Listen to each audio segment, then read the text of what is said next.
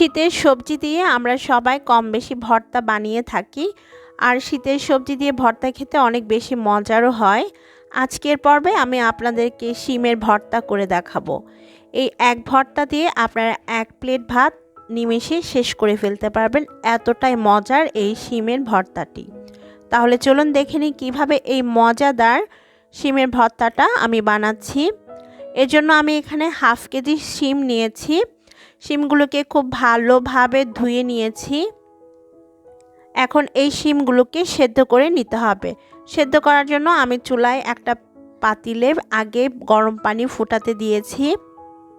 পানির থেকে যখন বলক আসতে শুরু করবে, ঠিক সেই পর্যায়ে শিমগুলো পানির মধ্যে দিয়ে দিতে হবে। তো এখন আমি শিমগুলো গরম পানির মধ্যে দিয়ে দিচ্ছি,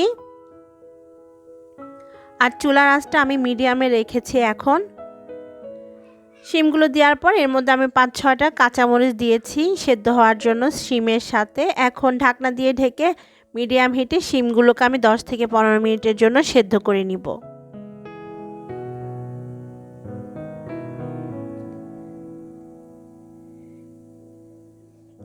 দশ মিনিট হয়ে গিয়েছে, আমি শিমগুলো সেদ্ধ করতে দিয়েছি। এবার ঢাকনাটা খুলে নিব আর চেক করে দেখব আমাদের শিমগুলো সেদ্ধ হয়েছে কিনা। তো আমাদের শিমগুলো ভালোভাবে সেদ্ধ হয়ে গিয়েছে। এখন পানি ঝরিয়ে শিমগুলোকে ঠান্ডা করে নিতে হবে। এখানে আমি শিমগুলো পানি ঝরিয়ে ঠান্ডা করতে দিয়েছিলাম, আর এগুলো এখন ঠান্ডা হয়ে গিয়েছে। এবারে শিমের দুই পাশে যে আষ্টে অংশটা আছে সেটা হাত দিয়ে এভাবে টেনে নিয়ে নিতে হবে। আর যেহেতু শিমগুলো সেদ্ধ করা, তাই খুব সহজে এই কাজটা আপনারা করে নিতে পারবেন এবং সময়ও একদম কম লাগবে। তো আমি দুই পাশের আষ্টে অংশটা খুলে নিচ্ছি শিমগুলোর।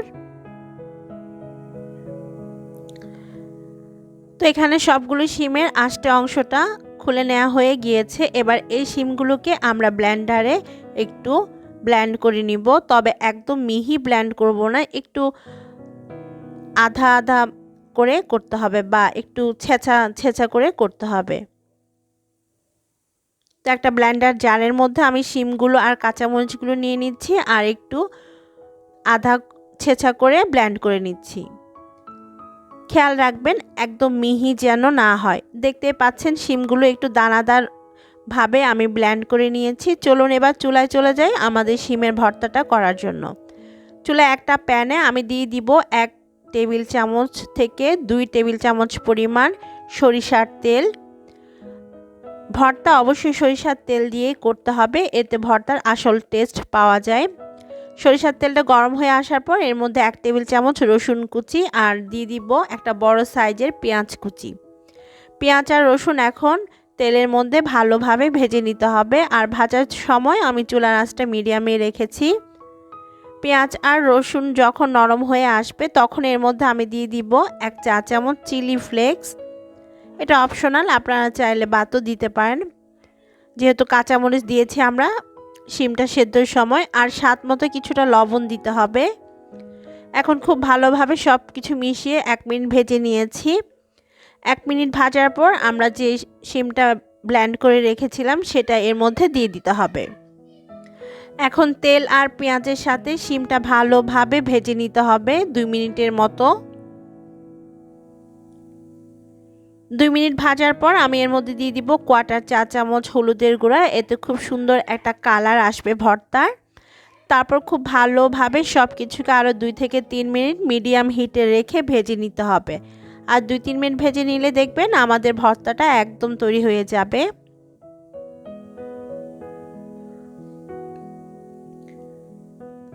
প্রায় 2-3 মিনিট আমি আমাদের ভর্তাটাকে ভেজে নিয়েছি, আর এটা একদম হয়ে এসেছে। নামানোর আগে আমি এর মধ্যে দিয়ে দিব কিছুটা ধনেপাতা কুচি আর আরও 1 টেবিল চামচ পরিমাণ সরিষার তেল। তো নামানোর আগে যদি এভাবে আরও 1 টেবিল চামচ পরিমাণ সরিষার তেল দেন, তাহলে ভর্তার মধ্যে সরিষার তেলের খুব সুন্দর একটা ফ্লেভার আসে, যেটা ভর্তার স্বাদ আরও বাড়িয়ে দেয়। তো আমি এখন সব কিছুকে ভালোভাবে মিশিয়ে আরও 1 মিনিটের মতো রান্না করে নিচ্ছি ভর্তাটা, তারপর নামিয়ে একটা প্লেটে সার্ভ করে নিচ্ছি। তো ভর্তাটা আমি এখানে সার্ভ করে নিয়েছি, আর দেখতে কতটা লোভনীয় লাগছে তাই না?